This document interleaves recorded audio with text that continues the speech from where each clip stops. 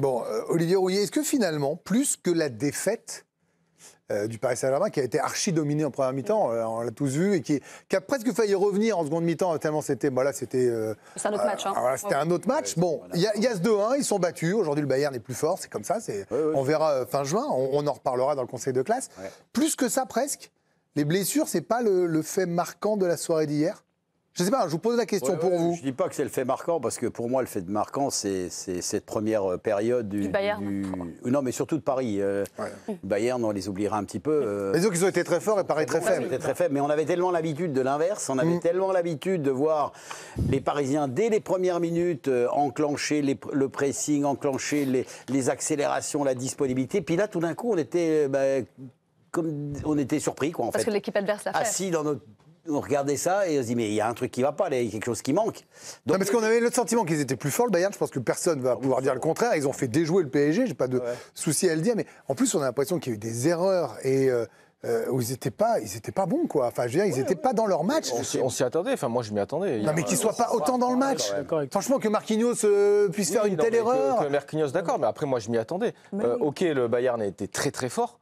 Il faut le reconnaître. Mais depuis le début de saison, le Paris Saint-Germain n'est pas à 100%. Il y a 3 joueurs qui sont blessés. Ce qu'ils ont fait à Barcelone. Et puis ils repartent. Et puis...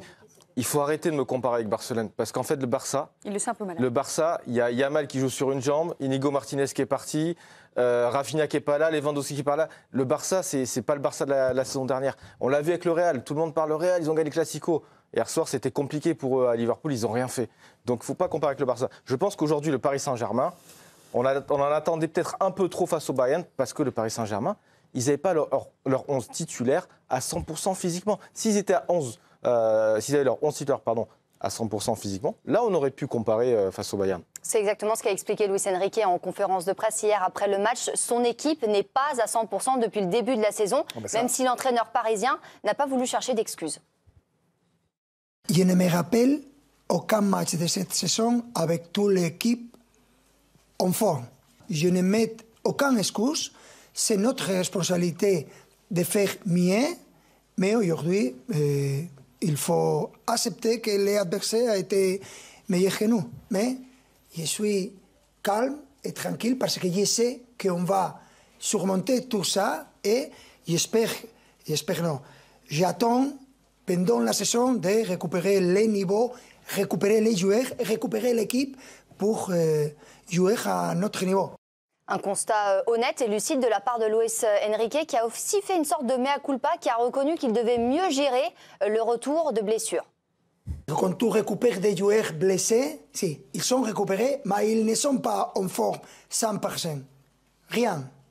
Et c'est une chose que je dois savoir gérer mieux. Et avec mon idée et mon expérience, je pense que je dois améliorer beaucoup en ce sens-là. Moi, j'aime beaucoup, bon, vous pouvez me contredire, cette honnêteté. On a vu beaucoup d'entraîneurs parfois aller sur l'arbitrage, ce que vous voulez. Là, ça ne pouvait pas être le cas. Il dit, mea culpa, j'ai été battu par plus fort hier, mais voilà les circonstances et je dois encore m'améliorer. C'est un constat lucide qu'on a tous fait hier devant la télé, Séverine. Tout à fait, mais par contre, ce qui est fou, c'est que un des points forts du PSG, c'était aussi la gestion de l'effectif, etc. Donc c'est dingue qu'ils disent je dois m'améliorer, alors que c'est vrai que ça faisait quand même un an que la gestion de l'effectif était. Il n'y avait pas de blessés, on louait ça, on disait c'est incroyable. C'est ça, exactement. Et Olivier disait j'en jouais 200 matchs, c'est trop. Mais c'est vrai, mais après on s'attendait complètement à ce que ça se passe comme ça aujourd'hui avec tous les matchs qu'ils ont joués la saison dernière. Il n'y a rien d'étonnant là-dedans. Je pense même eux, ils savaient très bien le début de saison qu'ils allaient tous être blessés, potentiellement blessés.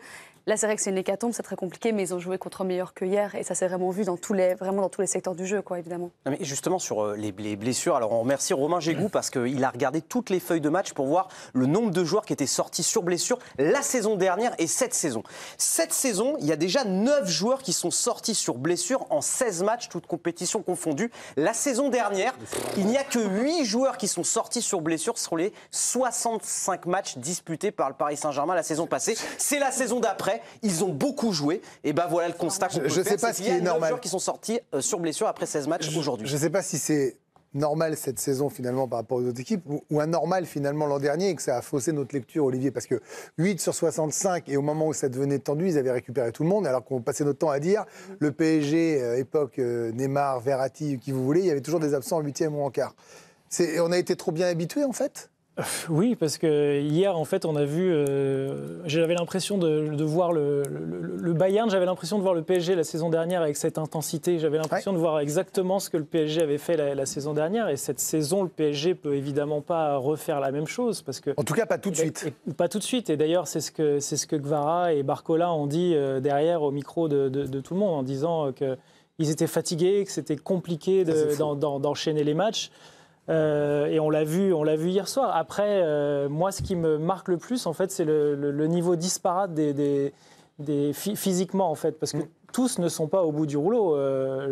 Jusqu'à ce qu'ils se blessent, Hakimi allait très bien, Vitinha va très bien, Pacho physiquement va très bien, mais c'est ça qui est difficile à gérer pour Enrique, parce qu'entre le retour des blessés, les blessés, le travail foncier qui n'a pas été fait cet été, c'est évidemment, il y a des niveaux complètement différents, donc c'est difficile d'aligner un 11. Le week-end dernier, le Bayern a réussi à mettre quasiment tout le monde au repos, quand le PSG, cette saison, ne peut pas faire ça. Le PSG est obligé d'aligner des joueurs qu'à mon avis, Luis Enrique aimerait faire reposer. Mais bien sûr, mais en fait, ils ne font que découvrir l'après. Parce que personne ne s'attendait à ce qu'il y ait autant de dommages, c'est clair. Mais on s'attendait tous à ce que, effectivement, ça soit compliqué. Mais quand tu vois, et les deux exemples sont quand même, pour moi, c'est ce que je retiens le plus, c'est Dembélé et Doué. Parce que tu as quand même deux joueurs qui se blessent, qui reviennent, on ne sait pas trop comment. Il y en a un, alors Dembélé, c'est encore pire, parce qu'il va avec l'équipe de France, il a de nouveau mal, il revient et ça recommence. Donc là, il y a un vrai sujet, il y a un vrai sujet. Alors, je suis persuadé que Dembélé est quelqu'un de très professionnel depuis qu'il est au PSG, on l'a vu la saison dernière, je n'ai pas de doute là-dessus.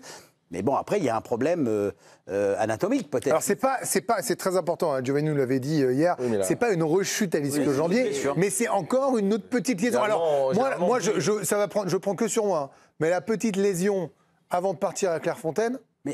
Juste, attends, ça me paraît bizarre. Juste ces histoires-là, tu sais, ce ne sont que des compensations. Quand on est joueur et quand on a mal quelque part, automatiquement, involontairement, inconsciemment, on compense.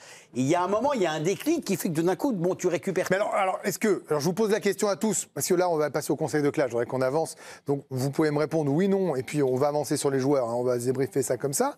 C'est le début d'une saison qui peut être cata, alors vous n'êtes pas devin, ou c'est la mise en place qui est compliquée. Et l'important, on en revient à ce qui s'est passé l'an dernier, c'est d'être top 8, parce que là, pour le top 2, ça risque d'être peut-être plus compliqué, encore qu'Arsenal contre le Bayern, et d'être prêt fin janvier pour les derniers matchs des champions et les qualifs derrière. Alors si moi je commence, et pour moi, ça ne sera pas une saison cata, parce que je pense que ces joueurs, on va les récupérer. Ouais.